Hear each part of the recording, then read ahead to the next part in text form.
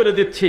এই যে আপনারা লিখেছেন যে রফিকুল ইসলাম বিন সাইদ মাদানী, আমার বাপ দাদা 14 গোষ্ঠী কোনোদিন মদিনা ইউনিভার্সিটির বারান্দায় যায় নাই। আপনারা এইভাবে বাড়াবাড়ি করেই তো আপনারা আমাদেরকে মান দিলেন। আসলে এটা একটা মানুষকে বেইজ্জত করা। এইভাবে করবেন না কোনোদিন। যার যে নাম সেটাই করবেন। আপনারা একজন মাদানী আলেমের ওজন বোঝেন না। আপনাদের এই বাড়াবাড়ি করার কারণে যোগ্য আলেমরা মান পায় না, আর আমাদের মতো বক্তারা হইলো মাঠে সব জায়গায় থাকে। এটা ভুল। আমাদের লজ্জা করে যে জাতি যোগ্য আলেমদের বাদ দিয়ে খালি আমাদের কাছে ফোন দেয়। ব্যাপারটা কি? আপনাদের কারণে যোগ্য আলেমরা মান পায় না। একজন মাদানী গ্রহণযোগ্য আলেম বক্তব্য দিলে তার সামনে আপনারা গুরুত্ব দিয়ে বসেই থাকেন না, মনে করেন কি বলতেছে। আর আমরা যারা বক্তা মাঠে ময়দানে একটু রাঙায় কথা বলতে পারি, আপনারা আমাদেরকে চাঁদে তুলতে মাদানী বানায় ফেলছেন। আমার খুব লজ্জা লাগছে যে আমার নামের শেষে মাদানী লিখছেন, অথচ আমার বারান্দায় মদিনা বিশ্ববিদ্যালয়ের কেউ গেছে আমার বংশের, তা আমি জানি না। আমার এ বিষয়ে একটা স্বতন্ত্র বক্তব্য আছে, আমি আমার ব্যাপারে ক্লিয়ার করছি আমার যোগ্যতা কি বা আমি নিজে কি চাই। আমি বারবার বলেছি আমার নামে শায়েখ শব্দটাও দিয়েন না, আমার নাম রফিকুল ইসলাম বিন সাইদ। এই নামের উপরে যদি কেউ না চেনে তাহলে আমার দাওয়াত দেওয়ার কি প্রয়োজন আছে, আর দরকারও মনে হয় নাই। তা আপনারা এখানে যারা লিখেছেন তারা খারাপ মানুষ, আমি এই কথা একবারও মুখ দিয়ে বলবো না। আপনারা মনে করেছেন যে এটা মনে হয় লেখা যায় বা এমনিতেই হয়তো লিখেছেন, শত্রুতা তো করেন নাই। আল্লাহ আপনাদের সঠিক বুঝ দিক। যার যেটা যোগ্য মান সেটাই করবেন ইনশাআল্লাহ। কথা বুঝছেন নাকি? একজন মাদানী গ্রহণযোগ্য একজন আলেম, একজন দায়ীর বিশাল মান, চাইলেও যে কেউ এই কথা লিখতে পারে না। কথা বুঝছেন? যার যে সম্মান, যার যে মান, সেটাই আপনারা করবেন। আল্লাহ সুবহানাহু ওয়া তাআলা আমাকে আপনাকে সকলকে দিনের জন্য যেন কবুল করেন, আল্লাহুম্মা আমিন। আমাদের ইখলাস নিয়ে যেন কাজ করার তৌফিক দেন, আল্লাহুম্মা আমিন। লা তাযালু তাইফাতুম মিন উম্মতি যাহিরিনা আলাল হক। আমার উম্মতের একটি দল সর্বদা হকের উপরে থাকবে। সুবহানাল্লাহ। লা ইয়াদুররুহুম মান খাযালাহুম। তাদের থেকে বের হয়ে তাদের কোনো ক্ষতি করতে পারবে না। আলহামদুলিল্লাহ, ক্ষতি করতে পারবে না। আর এই অর্থ যদি মনে করেন যে জাগতিক ক্ষতি করতে পারবে না, তাহলে অর্থ মিলবে না। কেননা এই জালেমরাই তো ফরিদপুরের সালথা মসজিদটা ভেঙে দিয়েছিল। এই জালেমরাই তো ভোলার মসজিদটা আগুন দিয়ে আল্লাহর ঘরটা পোড়ায় ফেলেছিল। এই জালেমরাই তো ব্রাহ্মণবাড়িয়া সরাইল ফাতেমা হক জামে মসজিদটা দখল করার জন্য যেভাবে মানুষ চর দখল করে, জমি দখল করে, বাড়ি দখল করে, রাস্তা দখল করে, ছোট লোকরা আল্লাহর ঘর দখল করেছিল। তাহলে এটা কি ক্ষতি না? অবশ্যই ক্ষতি। কিন্তু এখানে আল্লাহ ওই ক্ষতির কথা বলে নাই, বলেছে আল্লাহ ইমানের ক্ষতি করার কথা। সারা পৃথিবীর সকল মানুষ যদি সালাফি মানহাজের দায়ীদের উপরে, অনুসারীদের উপরে যদি অপবাদ দেয়, আমাদের ইমানের 4 পয়সার ক্ষতি করতে পারবে না ইনশাআল্লাহ। হাত্তা ইয়াতি আমরুল্লাহ। এই অবস্থায় তারা থাকবে হুম কাযালিক। এই সত্যের উপর অবিচল হয়ে থাকবে। আল্লাহর নবী নিজে বলেছেন সাল্লাল্লাহু আলাইহি সাল্লাম। সহিহ মুসলিম 4845 নম্বর হাদিসের শেষে রয়েছে ওয়াহুম যাহিরুন। দুনিয়াতে হকের উপরে থাকবে তা নয়, বিচারের মাঠে হকের অবস্থায় উঠে পড়বে আল্লাহর সামনে বিজয়ী হয়ে। আল্লাহ তুমি এই দলের ভিতরে আমাদেরকে শামিল করো, আল্লাহুম্মা আমিন। তো হক প্রচারে যুগে যুগে বাধা এসেছে। শুরুতে একটা মাইন্ডসেট আপনাদেরকে আজকে বলে রাখি, একটু শক্ত কথা হবে। আমাদের বাঙালিদের একটা ধারণা যে হুজুর এখনো জেলে যায় নাই, ওই হুজুর সেরকম বেশি একটা হক কথা কয় নাই। মানে হক যদি কঠিন ভাবে বলে তার নাকি জেলে যাওয়াই লাগে, এই একটা গতি। কেউ আমরা বানাইছি জেলে যাওয়াটা হকের সবচেয়ে বড় মাপকাঠি। কেউ আমরা বানাইছি হকের মাপকাঠি হলো সংখ্যার বিবেচনা, কাকে কত বেশি মানুষ ফলো করে, নাউজুবিল্লাহ। অথচ যার উপরে কোরআন নাজিল হয়েছে, পৃথিবীর শ্রেষ্ঠ মানুষ হলো মুহাম্মদ রাসূলুল্লাহ সাল্লাল্লাহু আলাইহি ওয়াসাল্লাম, তাকে আল্লাহ নাকচ করে দিচ্ছে ওয়া ইন তুতি আকসারা মান ফিল আরদি ইউদিল্লুকা আন সাবিলিল্লাহ। মুহাম্মদুর রাসূলুল্লাহ সাল্লাল্লাহু আলাইহি ওয়াসাল্লাম, আপনি অধিকাংশ লোকের মতামত নিয়ে দিন ধর্ম চালাতে যায়েন না। তারা চলে ধারণার উপরে, আপনাকে চালাবে হলে ওহী। সকল মানুষের মতামত নিয়ে খুশি করতে গেলে তারা আপনাকে মূল রাস্তা থেকে ভিন্ন রাস্তায় ডাইভার্ট করে গোমরা করে ছাড়বে। এটা ব্যতিক্রম এক জাতি আমরা, যেই জাতির উপরে আমার আল্লাহর আফসোস আছে। আল্লাহ আমাদের ক্রিয়েটর, মেকার, সৃষ্টিকর্তা, আল্লাহ খালিক, তিনি আফসোস করতেছেন ইয়া হাসরাতান আলাল ইবাদ। আমার একটা আফসোস আছে, সেই আফসোসটা হলো আমার বান্দার উপরে, দাসের উপরে। এরা সত্য গ্রহণ করল না। 7 নম্বর সূরা সূরা আরাফ আয়াত নাম্বার 133, ফারসালনা আলাইহিমুত তুফান ওয়াল জারাদ ওয়াল কুম্মাল ওয়াদ দাফাদি' ওয়াদ দাম আয়াতিন মুফাসসালাত ফাস্তাকবারু ওয়া কানু কওমান মুজরিমিন। আল্লাহ আমাদের স্মরণ করায় দিচ্ছে ওই প্রতারক জাতির কথা, ওই অকৃতজ্ঞ জাতির কথা। আল্লাহ সুবহানাহু ওয়া তাআলা বনী ইসরাঈলের ঘটনা বলে বলতেছেন, তাদের দিকে তাকাও। আসমান থেকে ওয়াটার, বৃষ্টির পানি পড়া বাদ দিয়ে তাদের উপরে আমি দিয়েছিলাম রক্তের বৃষ্টি, রক্তের বৃষ্টি, ব্লাড, শরীরের রক্ত। আরে গরু ছাগলের রক্ত রাস্তায় বেশি পড়ে থাকলে মেয়ে ছেলে ফেলে ভয় পায়, যে বাচ্চারা ভয় পায় যেখানে রক্ত পড়ে আছে। আর পাতিলে রক্ত, রাস্তায় রক্ত, টিউবওয়েলে রক্ত, যেখানে যাচ্ছে বিছানায় রক্ত। আসমান থেকে বৃষ্টির পানি পড়া বাদ দিয়ে খালি রক্ত পড়েছিল। স্মরণ করো সেই দিনের কথা।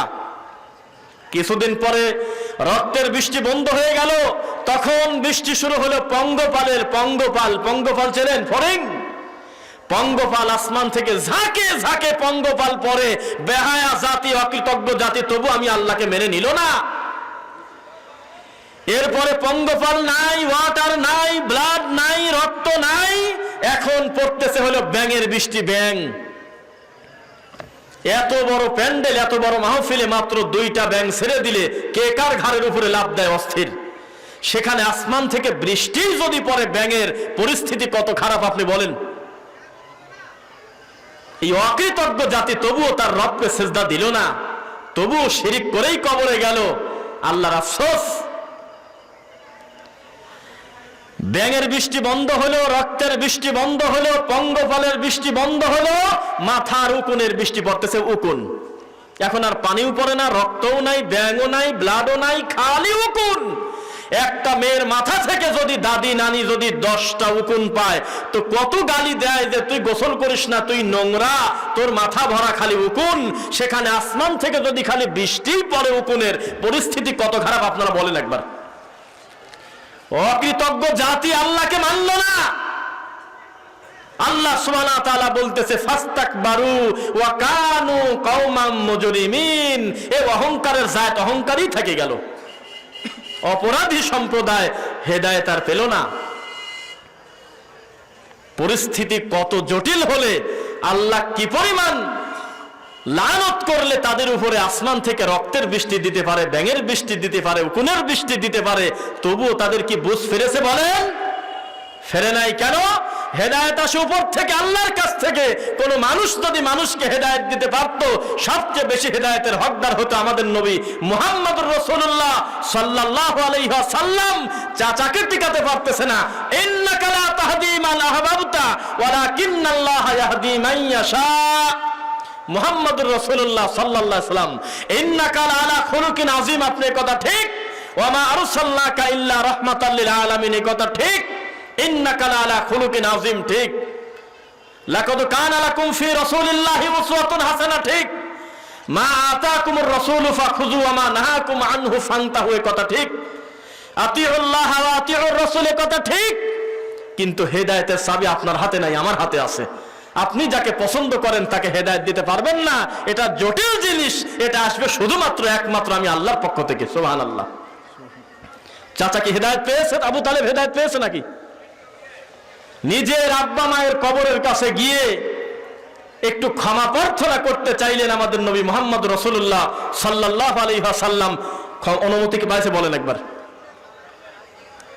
তা আপনার পেলেন বাবাদের বলে দিল, বিনা দলিলে নবীর বাপ মা জান্নাতি জান্নাতি জান্নাতি চিৎকার দিয়ে ভর দিয়ে যে বলে দিল, তো হিসাব দিতে হবে না তার?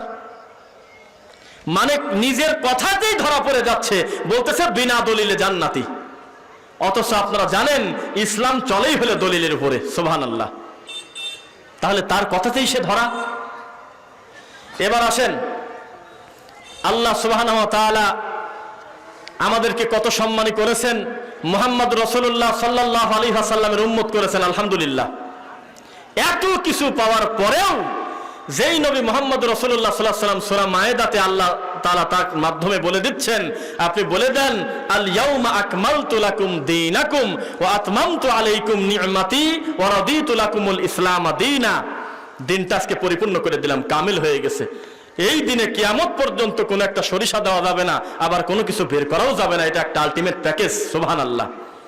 এই দিনের ভিতরে যদি কেউ কোনো নতুনত্ব ঢোকায়, কোনো বাধা দিতে আসে, ওমান আযলামু মিম্মান ইফতারা আলাল্লাহি কাযিবা ওমান আযলামু মিম্মান মানা মাসাজিদাল্লাহ, সূরা বাকারাতে আছে আয়াতটা। আল্লাহ সুবহানাহু ওয়া তাআলা বলতেছে তার চাইতে বড় জালেম আছেটাকে, যে আমার আল্লাহর ঘরে, আমার ঘরের জিকিরে বাধা দেয়। কষ্ট লাগে না আপনাদের যখন আল্লাহর ঘর ভেঙে দেয়, পোড়ায় দেয়, আঘাত করে, মুসল্লিকে ঘাট ধরে বের করে দেয়, প্রকাশ্যে মানুষের সামনে আল্লাহর নবীর সালাত নিয়ে ব্যঙ্গ করে, দেখেন নাই? কলিজা ছিঁড়ে যায়। প্রত্যেকে শাইখুল হাদিস, দাবা, কুসেয়া, মাজা, কত তাদের লকব আল্লামা, কিন্তু আল্লাহর রাসূলের সালাতকে নিয়ে হাজারো মানুষের ভিতরে ব্যঙ্গ করে। এর কপাল কত খারাপ! হেদায়েত কি সবার তকদিরে থাকবে? একজন সাহাবী আল্লাহর রাসূলকে বলতেছে, আল্লাহর নবী, আমি আল্লাহর কাছে একটা দামি জিনিস চাইতে চাই, কি চাবো, কি চাওয়া যায়? আল্লাহ রাসূল বললেন, কুল আমানতু বিল্লাহ, তুমি বলো যে আমি ঈমান আনলাম আমার আল্লাহর উপরে। সুম্মাস্তাকিম, শুধু ঈমান আনলাম না, ঈমান নিয়ে আমি কবরে যেতে চাই, ঈমানের উপরে আমি দৃঢ়ভাবে মৃত্যু পর্যন্ত অবিচল থাকতে চাই। বলেন আল্লাহুম্মা আমিন। একজন মুমিনের জন্য এর চাইতে বড় চাওয়া পাওয়া আল্লাহর কাছে কিছু আছে বলে আপনি মনে করেন? এবার আমরা আসি, যারা হক প্রচারে বাধা দেয় তাদের পরিণতি কত খারাপ হবে। যারা সত্যকে মানে না, বিচারের মাঠে কি হবে, তাদের জাহান্নামের পরিস্থিতিটা কি হবে? আপনারা মাছ ভাজা দেখছেন, মাছ ভাজা কিছু সময় তেলে ভাজার পর আবার উল্টায় দেয়। সব ভাজা, আলুর সব ভাজা, বেগুনি ভাজা দেখেন নাই? বিচারের মাঠে ইয়াউমা তুকাল্লাবু উজুহুহুম ফিন্নার, তাদের মুখমণ্ডলকে আগুনে ভাজা হবে উল্টায় পাল্টায়।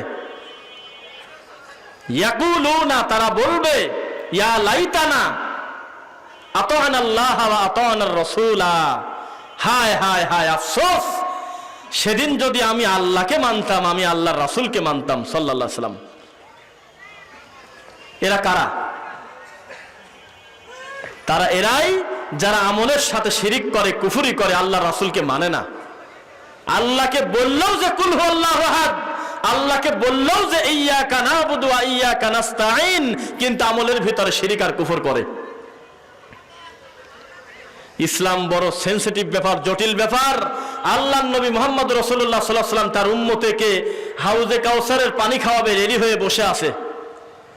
তার কাছে আসতেছে আল্লাহর নবী, বলতেছে আমি দেখতেছি যে আমার উম্মতরা আমার দিকে আসতেছে, আমার কাছ থেকে যে ডান পাশ থেকে একটু পানি খাবে, জান্নাতে ঢোকার আগ পর্যন্ত তার তৃষ্ণা লাগবে না। এই সম্মানী হাউজে কাউসারের পানি আমি আমার উম্মতকে দেব। যেই আল্লাহর নবীর কাছাকাছি আসলো, ফেরেশতারা ওদেরকে ঘাড় ঘোরায় নিয়ে চলে যাচ্ছে। আল্লাহর নবী সাল্লাল্লাহু আলাইহি ওয়াসাল্লাম সঙ্গে সঙ্গে প্রতিবাদ করলেন যে এরা তো আমার উম্মত, এদেরকে কোথায় নিয়ে যাচ্ছ?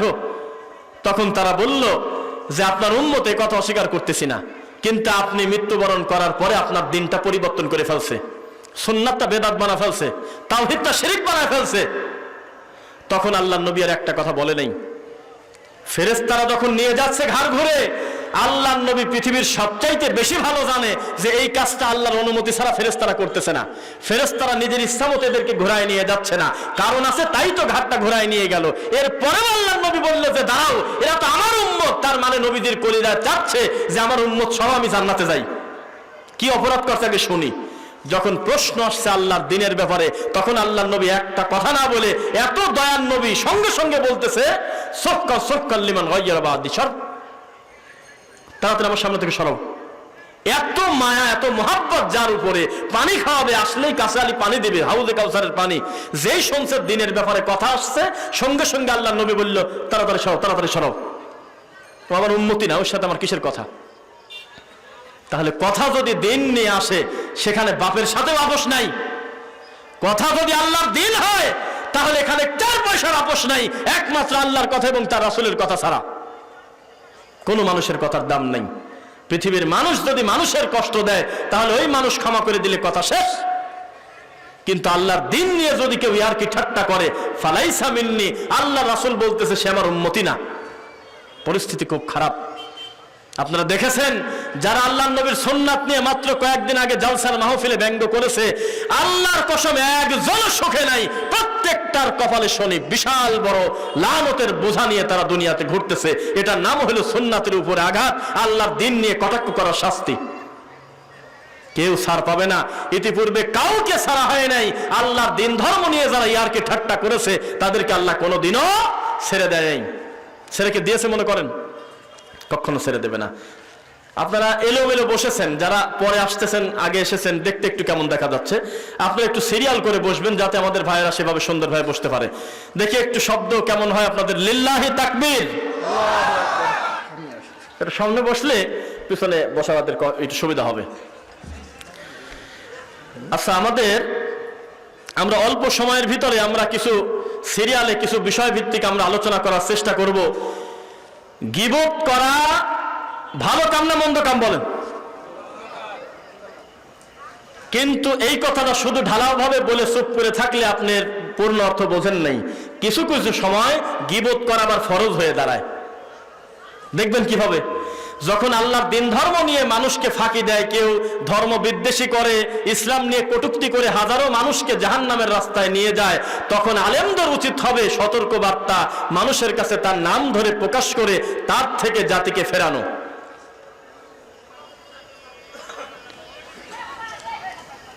ডক্টর ইনায়েতুল্লাহ আব্বাসী, আমরা কোনো অসুস্থ লোকের নাম নেই না যিনি মস্তিষ্ক বিকৃত, যিনি অসুস্থ, সাইকোপেশন যিনি, এই সমস্ত লোকদের নাম আমরা মাহফিলে, মঞ্চে, জুমার খুতবায় অ্যাভেলেবল নেওয়াকে পছন্দ মনে করি না আমরা।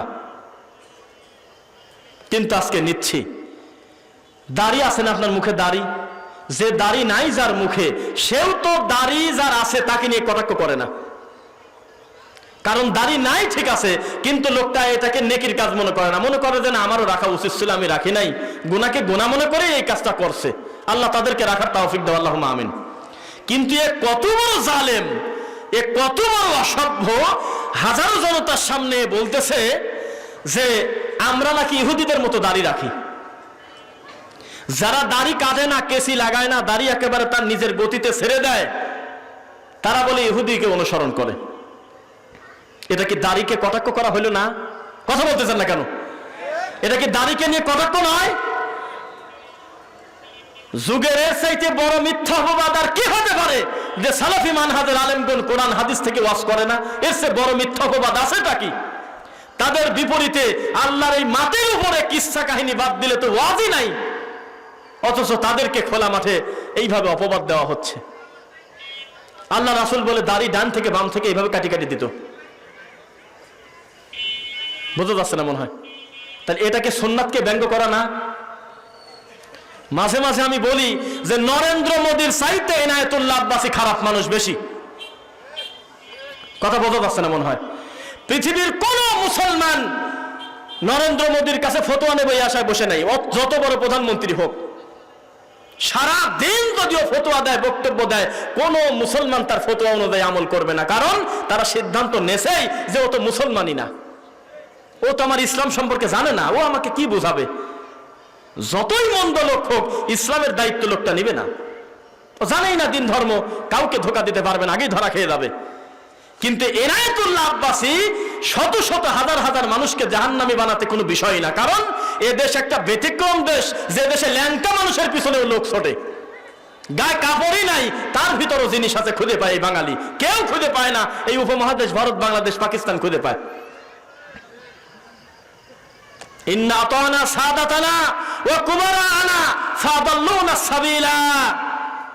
সাবধান হও এই ভণ্ড প্রতারকরা, বিচারের মাঠে তোমার মুরিদ আল্লাহকে গিয়ে বলবে, আল্লাহ শিকারি করে ফেলি গো আল্লাহ, আমরা আমাদের এই নেতা আর এই মোটা হুজুর, বড় হুজুর, এই বড় বড় লোকের অনুসরণ করছে গো আল্লাহ। ফাদাল্লুনা সাবিলা, এরাই আমাদেরকে গোমরা করে ছাড়ছে আল্লাহ। রব্বানা, হে আমাদের প্রতিপালক, আতিহিম দিফাইনি মিনাল আযাব ওয়া লানহুম লানান কাবীরা। জাহান্নামে দিবেন, দেন, কাম তো অন্যায় করছেই, কিন্তু আমার যদি এক শাস্তি দেন, উইক দিবেন ডবল, কারণ ও আমাদেরকে এই জাহান্নামের রাস্তায় চালানোর জন্য সহযোগিতা করছে। কথা কি বোঝা যাচ্ছে নাকি?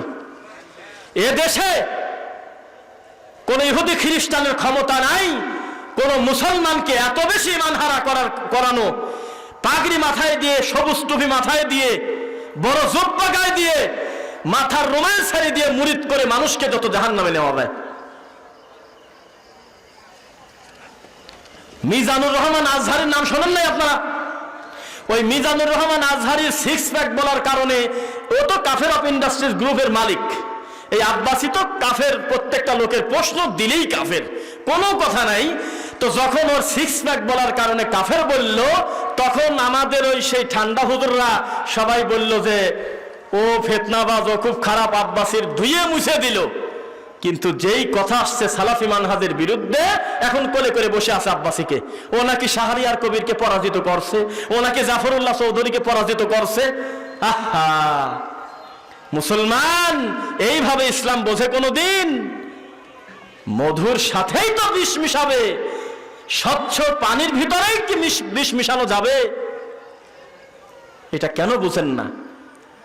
কার সাথে বাসে, কার সাথে কি করলো, রাতারাতি নারায়ে তাকবীর দিয়ে সাদে তুলে দিলেন। ও রক্তে মিশে আছে কুফরি আর শিরকি, ও কিভাবে আপনাকে সঠিক পথ দেখাবে? মানুষকে কাফের, মুশরিক, ঈদে মিলাদুন নবী, মানুষের বাড়ি কুলখানি খয়রাত আর মিলাদে কিয়াম করা, মিলাদ করা, এগুলো স্পষ্ট বিদাত না? কথা বলেন, এগুলো কি বিদাত না? এই আব্বাসের দৃষ্টিতে এগুলো যদি কেউ বিদাত বলে, তার বউ বলে একাই তালাক হয়ে গেছে। মানে দুঃখ কোথায় রাখবেন? আমি যদি এই জালসায় বলি যে ঈদে মিলাদুন নবী বা মিলাদ করা, এই সিস্টেমটা আল্লাহর নবী এবং রাসূল সাল্লাল্লাহু আলাইহি ওয়াসাল্লামের সাহাবায়ে কেরাম কেউ করে নাই, এটা একটা স্পষ্ট বিদাত, তাহলে আমার বউ রয়েছে ঢাকা, ও বলে একাই তালাক হয়ে গেছে। এই অসভ্য লোককে যারা ভালোবাসি কোলে করে করে পূজা করতেছে আর দৌড় পাড়তেছে, আল্লাহর কসম এদের চাইতে নোংরা মানসিকতার লোক আল্লাহর দুনিয়ার নাই। এদেরকে কোলে করে রাখছে, কারো নাম বলার দরকার নাই। এখন কোলে করে ঘুরে বেড়ায়, আর আমাদের শায়েখরা যখন এই প্রতারকের বিরুদ্ধে কথা বলতেছে, হক কথাগুলো মাঠে বলে, তখন কমেন্ট করতেছে নিচে, আপনারা তো পারেন খালি বিরোধিতা করতে, এই লোকটা সরকারের বিরুদ্ধে ওয়াজ করে, দেখেন না তার মানে কি? মানুষের মাইন্ডসেটটা দেখেন। সরকারের বিরুদ্ধে যে লোকটি ওয়াজ করে, ও হলো সবচেয়ে বেশি সাহসী মৌলানা, ও হলো সবচেয়ে বেশি হকপন্থী মৌলানা। তোমাদের বিরোধিতা বহু দেখেছি আমরা, ইসলামের কত উপকার যে করেছো 2 চোখ দিয়ে তাকায় দেখেছি। এদেশের কলিজার টুকরা সোনামণি, যার এখনো বালেগি হয় নাই, 10 বছর, 9 বছর, 12 বছর, 11 বছরের বয়সের কম, কোরআনে হাফেজ, শত শত হাফেজের জীবন চলে গেছে তোমাদের নারায়ে তাকবীরে। এই কথা বুঝে নেন আমার কাছ থেকে। এই নারায়ে তাকবীর গ্রুপ, এই চিৎকার চেঁচামেচি, আগুন জ্বালাও পোড়াও, রাস্তা অবরোধ করা পার্টির চিৎকারে এদেশের শত শত কোরআনে হাফেজ ছেলের জীবন চলে গেছে। বাচ্চাকে দিয়েছেন কোরআন হাদিস পড়ানোর জন্য, ও চিৎকার দিয়ে রাস্তা অবরোধ করে গুলি খাওয়ায় মারতেছে রাস্তায়। ব্রাহ্মণবাড়িয়া 17, অমুক জায়গা 20 জন, অমুক জায়গা 10টা মারা যায়। হিসাব দিতে হবে কিনা বলেন? এই সমস্ত শাইখুল হাদিস, এই সমস্ত দাদা, এই সমস্ত প্রতারকদের ছেলের গায়ে একটা আঘাত লাগে না? তথ্য নিয়ে দেখেন, এরা রিল্যাক্সে ঘুরতেছে সারা দেশ। নিরীহ আপনার মতো আমার মতো গরিব মানুষের ছেলেগুলো মাদ্রাসায় দিয়েছেন, তাদেরকে চিৎকার দিয়ে অমুককে ধরো, অমুক এইটা করছে, অমুককে মারো, এইভাবে চিৎকার চেঁচামেচি করে দেশে শত শত কোরআনে হাফেজের রক্ত দিয়েছে, ওই জীবন দিয়েছে শুধুমাত্র এদের তাকবীরের কারণে।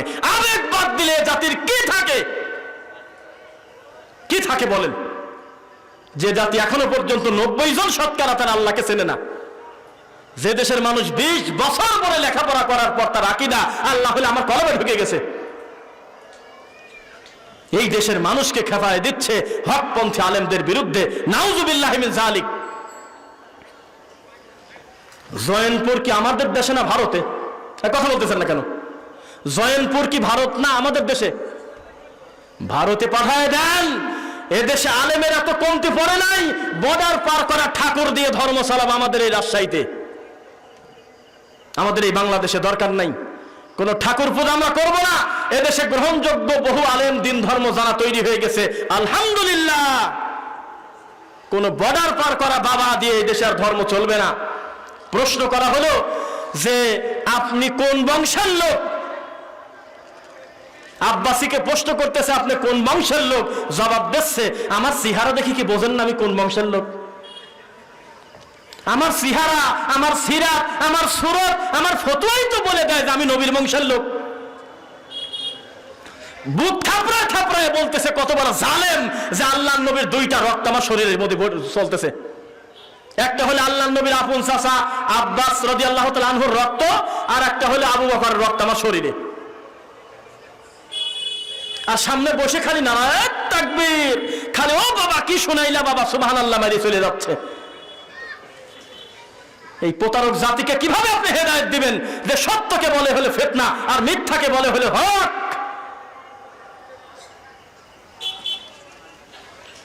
তারপরে সিরিয়াল বলে দিচ্ছে 47 নম্বর বংশধর, আমি অমুকের বংশ তমুকের বংশ। এই নোংরামিটা ছোটানোর জন্যই তো আল্লাহ আল্লাহ নবীকে দিয়েছেন জাহেলি সময়। বংশ প্রথা, বর্ণ প্রথা আরব অনারব থেকে উত্তম নয়, অনারব আরব থেকে উত্তম নয়। ইন্না আকরামাকুম ইনদাল্লাহি আতকাকুম, সবচেয়ে সম্মানী আল্লাহর কাছে সে যার তাকওয়া যত বেশি। এই জন্য দিয়েছেন আল্লাহ নবী মুহাম্মদ সাল্লাল্লাহু আলাইহি ওয়াসাল্লামকে আইয়ামে জাহিলিয়াতের সময় নবুয়ত করে, ঠিক কিনা? আর তুমি এখনো বংশ নিয়ে পড়ে আছো, জয়নপুরের বংশ, অমক ঠাকুরের বংশ, অমক বাবার বংশ। গাছ ধরে মঞ্চ থেকে বের করে দেন, নাকি ভারত চলে যাক। তাকবীর বহু হয়ে গেছে দেশে, দিন ধর্ম পাই টু পাই বুঝে নেওয়ার সময় এসেছে, 100 ছাড় দেওয়া যাবে না। যেই গতিতে আলুটা বেছে নেন, যেই গতিতে মাছটা টিপ দিয়ে বেছে নেন মাছটা সঠিক কিনা, ওর চাইতে দ্রুত গতিতে গুরুত্ব বেশি দিয়ে আল্লাহর দিন ধর্ম জানতে হবে ইনশাআল্লাহ। আমি তো লজ্জায় মরি, এই ঠান্ডা হুজুরের এত বেহায়া, এই খারেদি মানহাজের এই লোকগুলো এত নোংরা, এত অসভ্য। কয়দিন আগে তোদেরকে গালাগালি করলো, কাফের বানালো, তোদের বড় হুজুরদেরও 6 প্যাককে কাফের বলছিল। আমাদের সালাফি মানহাজের কেউ কিন্তু কাফের বলে নাই, বলছে কি? আমরা বলছি যে এই কামটা তার অন্যায়, তার অন্যায়কে অন্যায় বলছি, গুনাহগার বলছি, কিন্তু কাফের অন্তত মুখ দিয়ে আমাদের মানহাজের কেউ বলছে বলে বলেন তো দেখি একজন। কিন্তু প্রশ্ন গেলেই এই লোকটার কাছে সবাই কাফের, মোট কাফের। না পারতেছে সুন্নির ভিতর টিকতে, না পারতেছে দেওবন্দির মধ্যে টিকতে, না পারতেছে এর ভিতরে টিকতে, সারা জায়গায় খালি আর কি ঠাট্টা করে বেড়াচ্ছে, আর মাঝে মধ্যে 2-4টা হুঙ্কার দিচ্ছে। বাঙালি মনে করতেছে পায়া গেছি, বাহ জিহাদ করে ও দেশ উদ্ধার করে দিয়ে দিল। কি করেছো তুমি? কি করছো জিহাদ? তুমি চলো প্লেনে, কমিটি কান্নাকাটি করতেছে, কেন 2 ঘন্টা পার হয়ে যায়, ঠাকুর আসে না, কারণটা কি? তোমার প্লেনের ভাড়া দেওয়ার জন্য দেশের গরিব মানুষ রাস্তা অবরোধ করে কোরআনে হাফেজ ছেলেদের দিয়ে কত টাকা চাঁদা তুলতেছে, বাড়ি বাড়ি ধান করাচ্ছে, কত কষ্ট পরিশ্রম করতেছে। তুমি প্লেন থেকে নামো ঠাকুর, আর তুমি বলে জিহাদ করো। এই একটা কথা, এই একটা কথা বললে তুমি? তোমার মতো লোককে এই দেশের মানুষ মান দেয়, তাহলে এদের কপালে আর সঠিক দিন কবে আসবে? আল্লাহ তুমি সঠিক দিন আমাদের তকদিরে লিখে দাও গো আল্লাহ। ইয়াহদি মান ইয়াশাউ ইলা সিরাতিম মুস্তাকিম, আল্লাহ সুবহানাহু ওয়া তাআলা যাকে ইচ্ছা হেদায়েত দেন, দেন কিনা? হেদায়েতের চাবি কার হাতে বলেন না কেন? আল্লাহর হাতে। কোন বেদাতকে আশ্রয় দেওয়া যাবে না, ঠিক নাকি বলেন? বেদাতকে পাপী মনে করেন, আল্লাহ কসম করে বললাম, আমি কথা শপথ করে বললাম, আমাদের এই বাঙালি বেশিরভাগ মানুষ বেদাতকে কোনো পাপী মনে করে না, বলে কি ছোটখাটো ব্যাপার। এই একটা কথা বললেন আপনি, এটা বলে ছোটখাটো ব্যাপার। শিরক করতেছে একটা লোক, কয় যে এগুলো ছোটখাটো ব্যাপার। এই হলো তাদের আকীদা, কুফরি আকীদার। 4 পয়সার ক্ষতি নাই, আমরা সব ঐক্য হয়ে যাবো। ঐক্যের স্যালাইন বানায় কি দিয়ে জানেন? সামান্য একটু চরমোনাই, সামান্য একটু মাছ ভান্ডার, সামান্য একটু রশি, সামান্য একটু অমুক, সারা জায়গা থেকে একটু একটু করে নিয়ে একটা বোতলের মধ্যে ভরতেছে আর বলতেছে আমরা ঐক্য হয়ে গেলাম। তুমি যদি সত্যি এত ঐক্যের ফেরিয়ালা হও, কই তোমার তো কোনোদিন দেখলাম না যে ডক্টর আসাদুল্লাহ গালিব স্যারের সাথে কিছু দেখা করলে। কই সারা দেশে তুমি ঐক্যের স্লোগান দেওয়ার আমাদের ফেতনাবাজ বলো, আমরা কোন ঐক্য চাচ্ছাও তুমি তাই তো বুঝিনে। কোনোদিন তো দেখলাম না যে শায়েখ আব্দুর রাজ্জাক বিন ইউসুফের কাছে একটু বসলে আর বললে যে আমরা তো চেষ্টা করতেইছি হক পথে আসার জন্য, এই যে তাদের সাথেও তো আমাদের সুসম্পর্ক। কই তুমি বৈরাগীর সাথে তুমি ঐক্য করো, তুমি ভান্ডারির সাথে ঐক্য করো, শত শত মাইল দূর পার করে গিয়ে তুমি ভণ্ড প্রতারকদের সাথে গিয়ে বলো আমাদের ভিতর আর কোনো দ্বন্দ্ব নাই। ঘুরে ফিরে তোমার যত বিদ্বেষ সালাফি মানহাজের আলেমদের। কেন জানো যে ওরা জীবন দিয়ে দেবে, তাও আমাদের তো সেল দিবি না নে, আর যাই হোক মূল কাম তো পাবো না নে। যত দোষ এই সালাফি মানহাজের ব্যাপারে। আরে ওরা একে এক গ্রুপ আর এক গ্রুপের কাফের কয়, তা কি জানেন আপনারা? শুনতেছেন না মনে হয়? এই বেদাতি এক গ্রুপ আর এক গ্রুপের কিন্তু কাফের কয়, শুনছেন? কিন্তু যখন কথা আসে সালাফি আহলে হাদিসের ব্যাপারে, তখন সব বেদাতি এক হয়ে যায়, রাতারাতি এক। কয়দিন আগে কাফের বলি মারামারি করলো, এক গ্রুপ আর এক গ্রুপের কাফের বলি মারামারি করতেছে, কিন্তু যেই তাকবীর দেয় সবাই এক হয়ে যায়, আল্লাহর ঘর ভাঙতে চলে যায়। কেন? ওই ঘরটাতে আহলে হাদিসের ঘর, মানে সালাফি মানহাজে পরিচালিত। এই তোমাদের ঐক্য? কেরোসিন তেল, petrol, palm oil, diesel, soybean তেল, সরিষার তেল, নারকেল তেল মাঠে কেন না? হেদায়েত মুহাম্মদ সাল্লাল্লাহু আলাইহি ওয়াসাল্লাম দেয় না, দেয় হলো মুহাম্মদ সাল্লাল্লাহু আলাইহি ওয়াসাল্লামের আল্লাহ। আপনি পড়ে আছেন বংশ নিয়ে, পড়ে আছেন রক্ত নিয়ে, পড়ে আছেন অমুক নিয়ে তমক নিয়ে। দিন ধর্ম কোথায় গেলে? আজকে সালাফি মানহাজের আলেমদের উপরে কি পরিমাণ নির্যাতন, অকথ্য ভাষায় গালি, ইহুদের দালালি, কথাটা কি খেলা কথা মনে করেন আপনি? এই দেশে কি ভাড়া থাকেন আপনি? এই দেশে কি ঘর দেওয়াই থাকতে এসেছেন? আপনাকে বলতেছে আপনার দাড়ি বড় জন্য আপনি ইহুদের দালাল। আমরা বলে ভারত কি বলে বিদেশ থেকে আমরা ডলার পাই, কি পাই? কথা বলতেছেন না? আমরা নাকি বিদেশ থেকে, আমেরিকা থেকে, লন্ডন থেকে, বিভিন্ন জায়গা থেকে আমরা বলে ডলার পাই। সেই ডলার পায়ে পায়ে বলে আমরা এরকম চলতেছি। আমরা ডলার পেয়ে আমাদের শায়েখরা রাস্তাঘাটে কিভাবে চলে, আর তুমি ডলার নাই, তুমি ভালো মানুষ, তোমার বিমান ছাড়া কথাই তুমি কও না। মঞ্চে বসে কও দেই তো গৌরীপুর, মঞ্চে বসে কও আমি রাস্তায় আসি। এইরকম প্রতারককে আল্লাহ তুমি নিজ হাতে এর দমন করো আল্লাহ। আমরা জমিনে যারা আছি আমরা দেখেছি, দোয়া করে সুন্দরভাবে বোঝায় এ জাত হেদায়েতের জাত না, এ জাত এসেছে ওই ভারতের সেই ঠাকুর বাবার জাত। এই জাত এসেছে বাঙালি মুসলিমকে মুশরিক করার জন্য, বাঙালি মুসলমানকে বেদাতি করার জন্য, বাঙালি মুসলমানকে পীর পূজারি করতে। আল্লাহ তুমি তাওহীদ দিয়ে এর প্রতিশোধ নাও গো আল্লাহ। আমিন বললেন না? কোন পীর, কোন বাবা, কোন ঠাকুরের 4 পয়সার কোন সুযোগ নাই। আছে কি সুযোগ? ওই দলের উপরে ঠিক যেই দল বলে আমরা সব পীরের বিরোধিতা করি না, আমরা খালি হক্কানি পীরের পক্ষে আছি, আমরা ভণ্ড পীরের বিরোধিতা করি, ওই তাবিজ লেখার মতো ওরা বলতেছে পিওর কোরআনের আয়াত হলে আর সহি হাদিসের মাসনুন দোয়া হলে তাবিজ লেখার দোষের কিছু না।